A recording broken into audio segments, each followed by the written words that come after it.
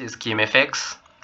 Back again with another video, and on this video I'm going to make a recap of setup I shared earlier last week on gold, and I had anticipated a buy on gold, but we are going to learn some few things out of that setup, which are as follows.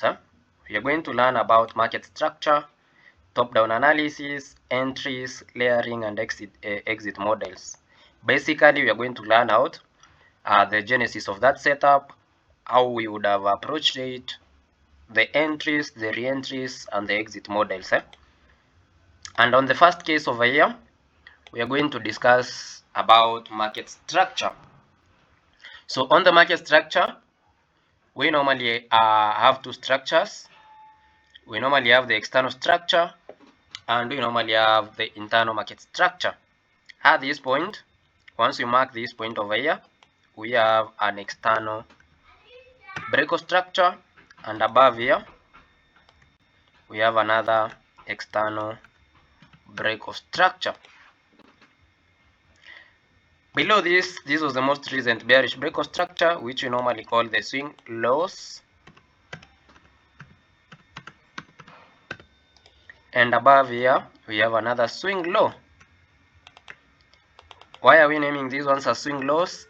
Because they are the most recent lows that led to those breakout structures over there. Now this is the external structure. Everything that I've marked here is the external structure. Anything else that is not marked, that is the internal structure.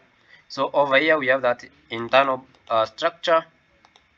We have that internal breakout structure again over there. Over here we have internal breakout structure. Again another internal breakout structure. Again another internal breakout structure over there. So most of the times we normally use the internal structures as liquidities. But before we get to liquidities, we normally have four qualities of valid order blocks. Now once we have mapped out the market structure over here, we now going to the second point of mapping out our points of interest, and on this case we have an order block over there, and again we have this order block at that point. We have that order block at that point. So we normally have four quantities of valid order blocks. The first quantity is known as must lead to a breakout structure. That is the first quantity. You can see both of the order blocks as that quantity. The second quantity of a valid order block is must lead to liquidity sweep. We have liquidity sweeps over here. The third quantity must have a fair value gap. We have a fair value gap over there, and on the other one we have another fair value gap over here. And the last but not the least, the order block must be unmitigated. Now I'm going to explain more about liquidities on this scenario, and I'm going to give two instances of liquidity sweeps. We normally say an order block must lead to liquidity sweep. So that liquidity sweep might happen on the left of the order block, that is before the order block was created, or if that order block does not have that liquidity sweep, on the left side we can use a liquidity sweep above the order block. Now in this bullish scenario over here. So this is the first scenario over here. We have this internal breakout structure over here. We have that internal breakout structure over there. Now this internal breakout structure over here is used as liquidity. Why is it liquidity? We had an internal order block or an internal demand, and we had an internal supply over there. So this demand over here was used as inducement to induce retail traders to get into the market earlier. So if all these traders over here had their pending orders over here, their stop losses were lying below.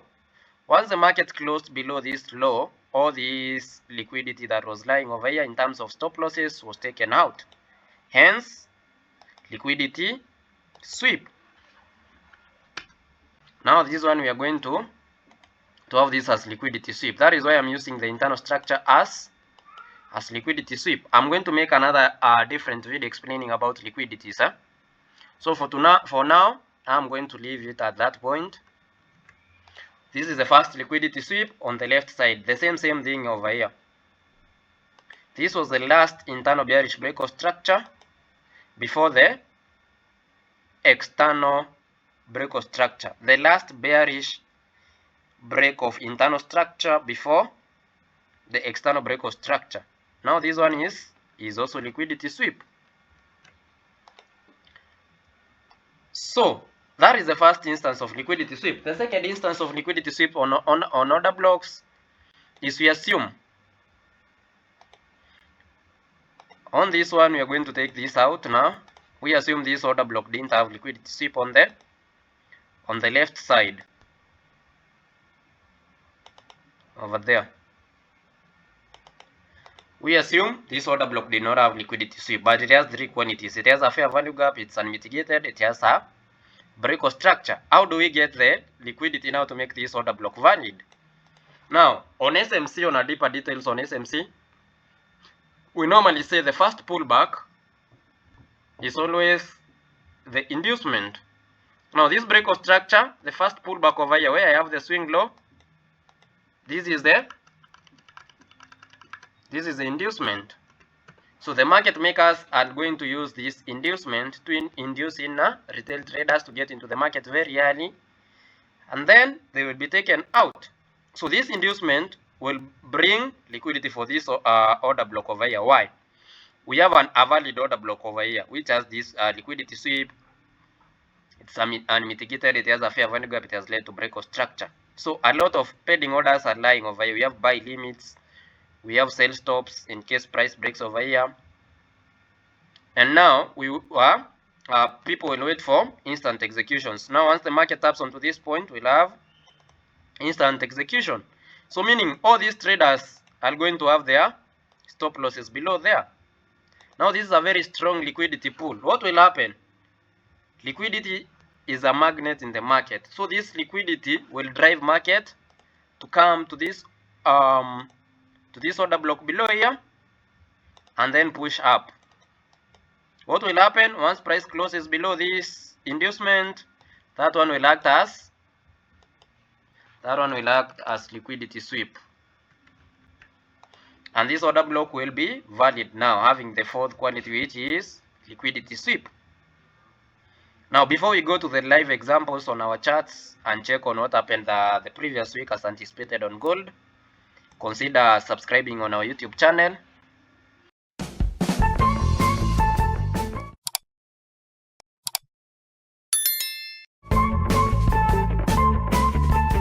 And yes, now on this point, this is the genesis of how we got this setup, and we did something known as top-down analysis. We started from the daily time frame to get the direction of the market. On the daily time frame, this is what we had. On the daily time frame, we had this bullish break of structure. Again, on the daily time frame, what did we have? We had this equal highs, which was a liquidity pool. So this is where we had our overall take profit. If you check the most recent video on gold, you'll see I'd given this as our final take profit. So on the daily time frame, we have got that. We have got the direction. We are bullish. This is the order block that led to this break of structure, and we have a liquidity pool. Below here, all other points of interest are mitigated. So price has no reason to come below this point because we have cleared all the liquidity lying over there. From that, the second process was shifting to 4 hours time frame to check on what is there. On the 4 hours time frame, again, we normally say the first pullback after break of structure is always the inducement. So after this break of structure, this was the first pullback over here. After this break of structure, this was the first pullback to this. This was the first pullback. So this low, we marked this low as inducement. Once price closed below this, it automatically became liquidity sweep. Until that point, still price has not up to our point of interest. Now once price tapped on our 4 hours order block, shift to 1 hour's time frame. Now because this is a swing trade, we have done our top-down analysis from the daily time frame for direction, 4 hours time frame for analysis. We are going to use the 1 hour's time frame or the 30 minutes time frame for confirmations and entries. But once price comes again to your point of interest on the 1 hour's time frame, you can consider scaling down to lower time frame for good risk management. But on this case, we are going to use the 1 hour's time frame for entries. Now, once the price is on your point of interest over here, what do? Here we are going to use one of our entry models, which is we wait for a change of character, then a pullback to a point of interest. And this was it. On the 1 hour's time frame, once price tapped this daily demand or the daily order block, this was the last bearish break of structure. And now this was the most recent high that led to this break of structure. So over here, we automatically have a change of character. Some traders call it market structure shift, but it's all the same thing. After having the change of character, the same basic knowledge, the first pullback after a change of character on a break of structure is known as the inducement. Once the inducement is taken out, we have something known as liquidity sweep. So at this case, at this scenario, this order block is very valid. Why? It has a break of structure, has led to change of character. It has liquidity sweep above it and liquidity sweep on the left side. So this is where we got in for our buys. The target, as I had stated, we have equal highs on the daily time frame. So this was the entry, and the exit point was on this equal highs over here. So that is how you get entries. For you to get exit, make sure you exit from where we have liquidity pools. If you are an intraday trader, you would have exited from at this point, because at this point, what do we have? We have equal highs again. Again, you could have exited from this fair value gap. That is a liquidity pool. You can see we had a lot of resistance at this point before we broke up. So you target liquidity pools for your take profits. So you could have had your first take profit at this fair value gap, second take profit at this equal highs, and the final take profit above here at the zone this zone around 34, 32. Now this is the first entry from the lowest point. Now we are going to discuss the other topic on layering. Now, how do you layer or add positions on this scenario? We are going back to the 1 hour's time frame for layering. Now, after you have got this entry, let me take it off. After that first entry over there, you can wait to add more positions. And how do you add more positions? How do you layer? You follow by analyzing market, following the market structure. Again, we have that bullish break of structure. We have that bullish break of structure. You check for what? For another order block that led to that break of structure. We said the quantities of a valid order block must have a fair value gap. So we check for a fair value gap. Must have led to a break of structure. We have a break of structure, and we mark this last bearish candle as our order block. So is this order block valid? Yes. Why is it valid? It has all the 4 quantities. It has a fair value gap, it has a break of structure, it has liquidity sweep, and it was unmitigated. Again, you had a position at that point. You had your position, stop loss some few pips below that point, and you target above there. That is the position number 2. Let me have the position number 1. Our position number 1 was at this point. We had our position number 1, stop loss some few pips below, and the target the same point. So those are 2 entries. We move to entry number.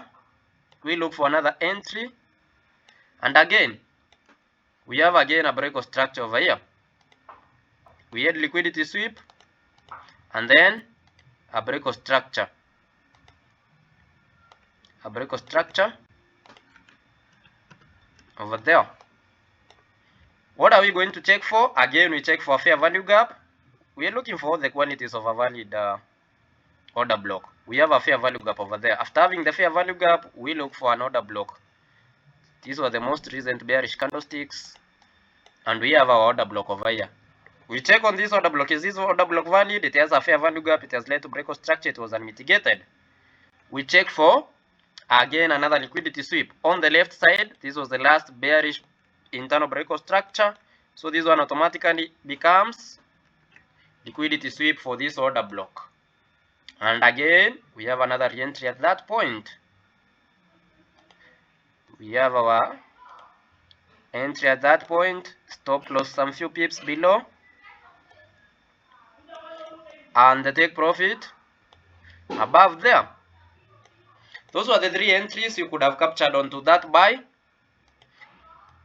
So we have had this buy over 1200 pips with three re-entries, and we have learned some things on that order block. We have learned about entry models, we have learned about market structure, we have learned about exit model, and we have learned about layering. So on the next video, I am going to make a video on entry models, that is using a change of character, using engulfing, and using change in state of delivery. So stay tuned, subscribe on our YouTube channel. Let's meet on the next video. Thank you.